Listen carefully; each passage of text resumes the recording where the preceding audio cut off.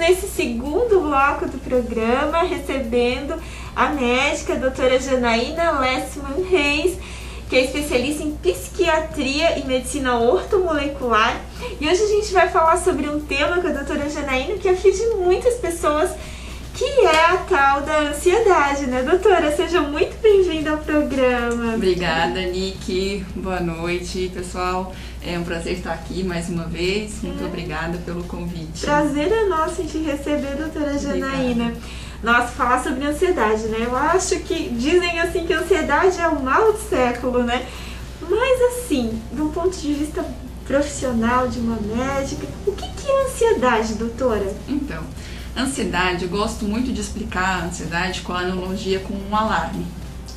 Então assim, você se sente mais inseguro, sente que precisa de uma proteção na sua casa, você vai lá e contrata um alarme. Você instala o alarme na sua casa e aí o que vai acontecer? Ele vai disparar quando realmente tiver algum risco iminente, né? Essa seria a ansiedade fisiológica. A nossa ansiedade se dispara quando a gente está preocupado com alguma situação no dia a dia, quando a gente precisa agir diante de alguma situação. Essa é a ansiedade fisiológica. Agora, quando esse alarme se desregula e aí ele começa a disparar, por exemplo, com o vento na janela. Entendi. Ou sem motivo nenhum. Sem motivo nenhum. O cachorro latiu, ele dispara. O vento bateu, ele dispara. Talvez pode chegar um momento que esse alarme nem para de tocar.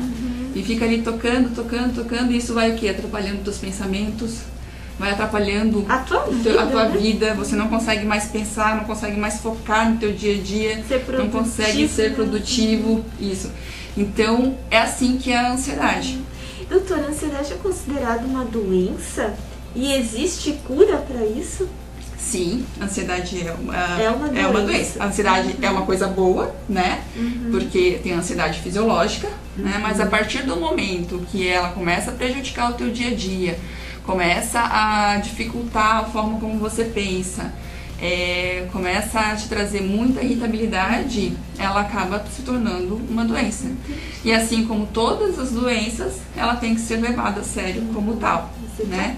Procurar um médico especialista, fazer um tratamento, né?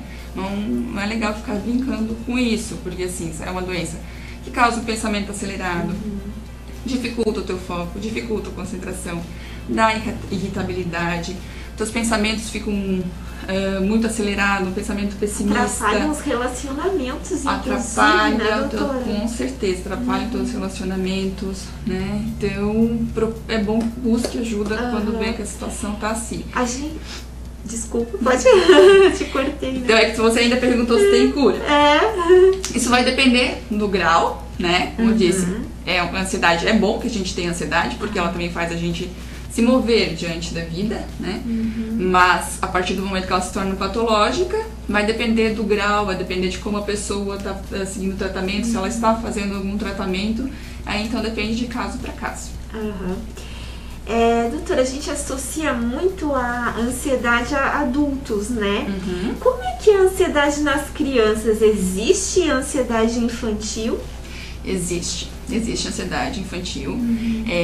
Na população infantil, até 10% das crianças podem ter ansiedade. Então, assim, imagina um grupo de 10 crianças, uma delas é bem provável que tenha um transtorno ansioso. Só, desde pequeno. Isso.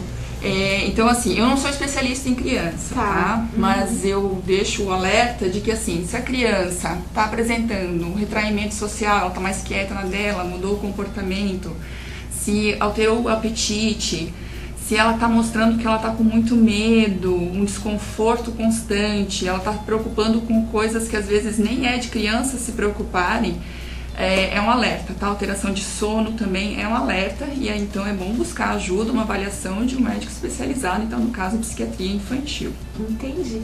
Doutora, a gente falou em crianças, né? Mas tem pessoas que são mais suscetíveis a ter transtornos de ansiedade? Existe um público que é mais suscetível a ter transtornos? Sim. As pessoas que têm um comportamento mais tímido, olha só, as pessoas que são mais inibidas, introvertidas, isso, elas têm mais possibilidade de ter ansiedade. As pessoas também que são mais agitadas, aquelas que querem tudo para ontem, né?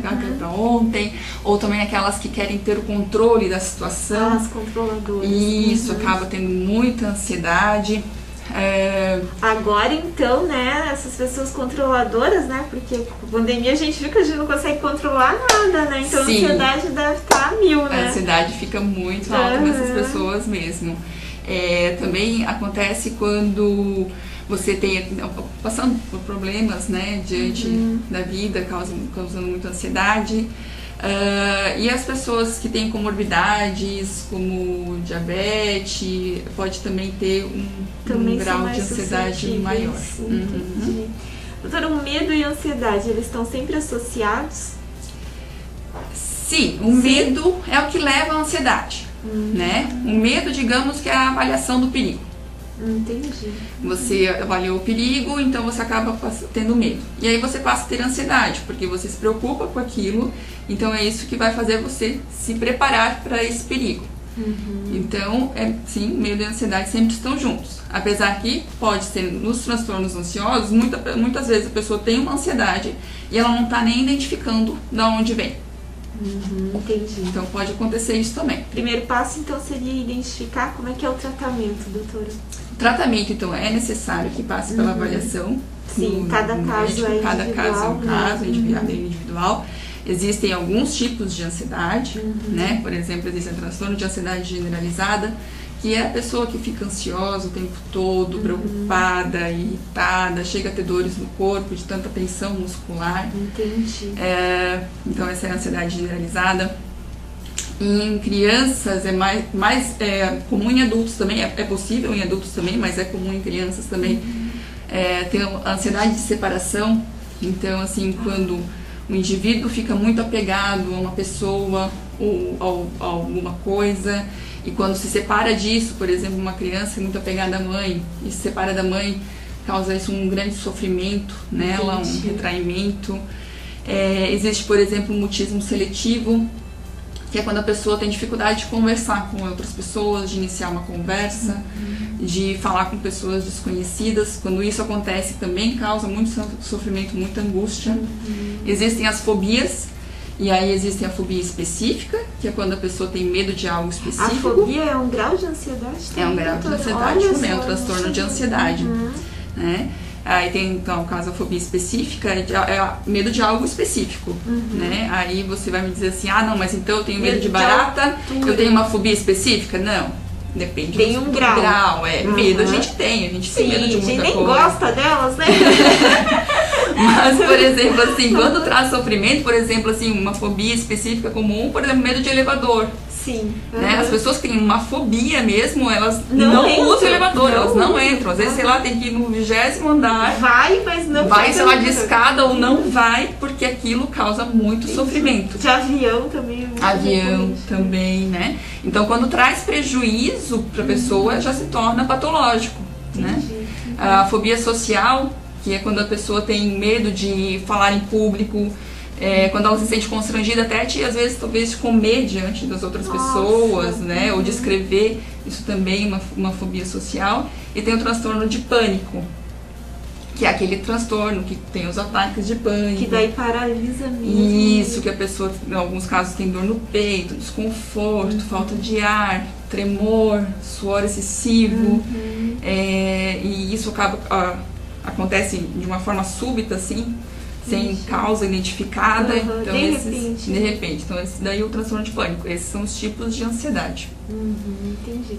Doutora, tem alguma dica para deixar pra gente aprender a ser menos ansioso ou a controlar um pouquinho essa ansiedade? Sim, eu acho que a gente pode fazer? A questão de prestar sempre atenção no estilo de vida, né? Então, atividade física é uma coisa que ajuda na ansiedade. Olha só. Alimentação, né? Evitar bebidas estimulantes, café, energético, isso acaba aumentando a ansiedade. Não que, por exemplo, o café seja uma coisa ruim, né? É o excesso, tá? Então tudo na vida tem que ter equilíbrio, né? Então, nem eu falei da ansiedade fisiológica, da ansiedade patológica, então é a questão de equilibrar isso, né? Para não chegar a adoecer.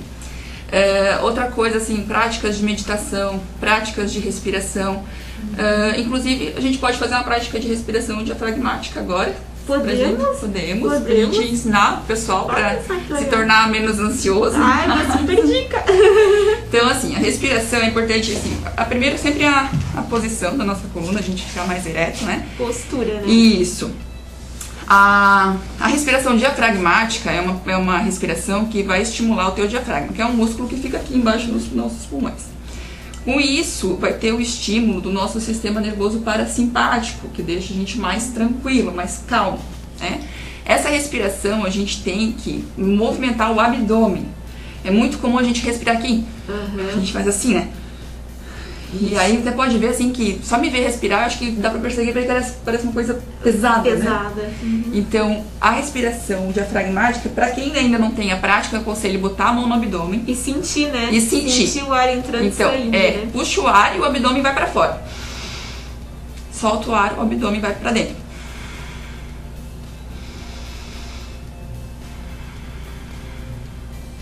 Então isso vai praticando durante o dia. Eu aconselho a praticar pelo menos 5 minutos, 2 vezes ao dia. E depois vai ficando automático, isso, né, doutora?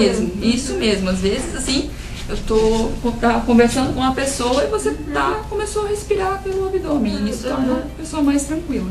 Que demais, adorei isso. Quem faz pilates e yoga já naturalmente já cria o hábito dessa respiração. Sim, porque né? é uma respiração orientada justamente nessas práticas, isso mesmo. Bom, doutora, eu queria que tu deixasse, por favor, os teus contatos, né? Para fechar, eu queria te fazer uma pergunta. Quando saber que a ansiedade extrapolou e que a gente precisa de cuidados médicos? Então, geralmente prestar atenção realmente no teu dia a dia, no teu comportamento, né? Começou a ficar muito irritado, começou a ter prejuízo no teu relacionamento, com a tua família, com teus familiares, amigos, no teu trabalho, não tá mais conseguindo focar, não tá conseguindo mais concentrar, fazer o que tem que fazer, os pensamentos não param, né? Então é importante buscar ajuda. Que bom.